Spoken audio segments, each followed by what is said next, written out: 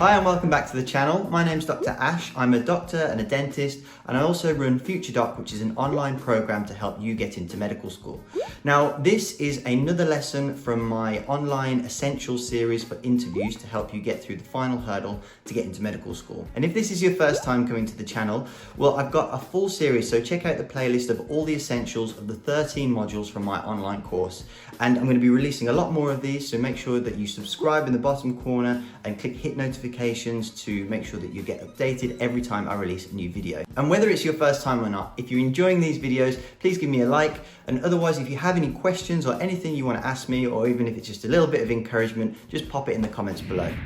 Okay, so this is going to be a bare bones episode on work experience and all the key things that you need to take away when preparing for your MMI or panel interviews. So I always say to my students that work experience forms the backbone of your application. It's your fallback when you get in difficult times, when you get backed into a question that you couldn't have prepared for, or they ask you to give an off-the-cuff experience. The more exposure that you've had to the healthcare setting or skills that you've gained surrounding what would make a good doctor, the more likely you are to be able to answer these questions off the cuff when put in a difficult situation that you couldn't have prepared for. So there are 3 types of work experience, and I'm going to come on to talk about them all individually, but those are a regular paid job, shadowing, and volunteering.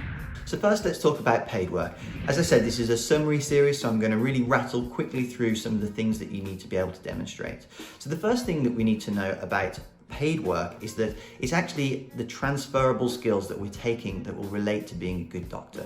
So it doesn't really matter what job you've done, but as long as you've gained something and have demonstrated something by doing a regular job that pays you, you can translate those and use those transferable skills to put across why you would be a good doctor and to have actually honed those skills yourself. So what could some of those transferable skills be? Well, first of all, if you have to show up regularly and they're relying on you, you are demonstrating reliability by going. Then you may have been in a customer-facing job and rely heavily on your communication skills with the clients. Maybe it's a restaurant and sometimes you have to handle complaints. That's managing difficult situations, and your communication skills improve massively when you do stuff like that. And then usually you have to work in a team, so that is another important skill for medicine. And then finally, they have probably entrusted you to do something, whether it's to hold the keys or handle money. So this is a demonstration of honesty. So remember, it doesn't really matter what paid work you've done, as long as you can pick out some skills that would relate to being a good doctor and you can demonstrate how they're transferable from that job into the career of medicine.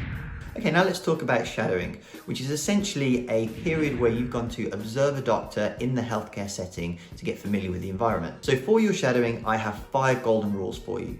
And those are, number 1, it's so important that you keep a log.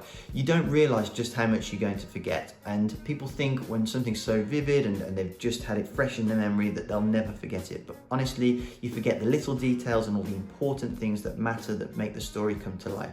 So just keep a log, and then the day before your interview or in the week running up to it, make sure you read it just to refresh your memory. Number 2 is, at the moment, it's been really difficult for people to get shadowing exposure. So you can talk about the struggle that you got to get it, because it shows resilience and the willingness to push through to get what at the moment is a very difficult thing to obtain. Number 3 is always reflect on what you've learned. This is probably one of the most important things about any question that you get asked at medical school. And then the last 2 rules are don'ts. So the first one is don't drop names, and the final one is don't give a robotic list. I'm actually going to talk through a structure of how to tackle these questions relating to work experience at your medical school interviews. But essentially, you don't want to just reel off a list of lifeless things that you've done. A typical question will be something along the lines of, tell us about the work experience that you've done. Now, the way to tackle this is start by giving a broad, sweeping statement of all the experiences that you've had. So you could say, I did a week in a GP practice, then I did another week of shadowing in a hospital, and then blah, blah, blah, and list all of them to start with.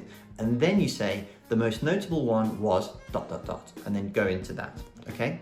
And then once you go into that one, you follow the structure of what you did, what you learned, and then always reflect it back onto how it will make you a good doctor, or some of the skills or insights that you've gained from the experience. And at the same time, it shows your ability to reflect and demonstrate that you can learn from your experiences and take those lessons forward. Now, the reason that we do the sweeping statement at the start is to signpost to them that you've done more than one, and then it gives them the opportunity to come back and refer to one of the things that you mentioned before and ask you some further questions about that, or give you the opportunity to go into another lesson or reflection that you gained from that experience. Some of the things that pick up a lot of marks are showing that you've actually gained insight into what life is going to be like for you as a doctor from the things that you've observed. That also means that you've picked up on the downsides and are aware of the realities, and have either spoken to doctors or thought of ways yourself that you can overcome some of the harsh realities or the not so great aspects of medicine. So particularly in recent times, gaining shadowing has been very difficult. It's been hard for people to get access to hospitals.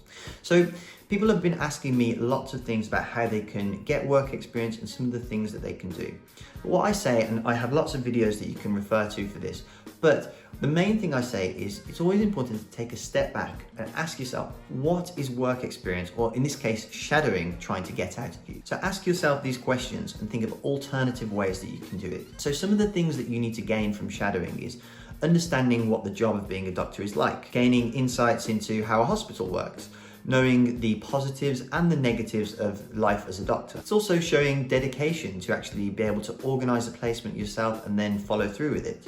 And then finally, you have things like resilience, for example, because you see some of the difficult things to see that you naturally will in hospital, and it shows that you've got the toughness to carry on and still want to do it despite the less glamorous aspects of medicine. So I'll quickly list some alternatives that you can do while shadowing is not really an option at the moment. And those are getting creative and doing things like speaking to current medical students on Instagram or YouTube. There are plenty of people who are willing to tell you what it's like. Then you can always speak to your local GP. If you book a slot with them, they will happily have a 10-minute conversation with you explaining what their life is like in that career. And then finally, we have the virtual work experiences. Now, the two most popular of these are the Brighton and Sussex Medical School one and the Observe GP program. And there are lots of other options as well. And if you have a look at some of my Instagram videos, you can see in the comments where people have shared their favorite ones.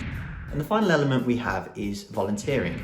These obviously draw a lot of parallels with shadowing, but some of the skills that you're going to demonstrate from this are commitment, self-sacrifice, empathy, communication skills, as these are often in care homes or people with problems communicating. And finally, it gives great exposure to healthcare. Now, the pandemic has simultaneously taken away a lot of opportunities, but presented a lot of new opportunities as well for volunteering. And if you're struggling for ideas, you can literally Google volunteering opportunities in and then your local area, or you can go to the Royal Voluntary Service, which has loads of opportunities that you can find in your local area. So there we have it, a very brief, bare bones explanation of what you need to do to answer questions relating to work experience at your medical school interviews. If you have any questions, pop them in the comments below, and I'm very active at the moment, so I'll answer them straight away. If you want to check out the long version of this video, you can check out my interview course online, which the link is in the comments, and that has over 15 hours of lessons, model answers, loads of mock interviews with real students that we've done, and where I talk through some of the things that they did well and could have improved on. And if you enjoyed it, hit subscribe and turn on notifications in the bottom corner for more.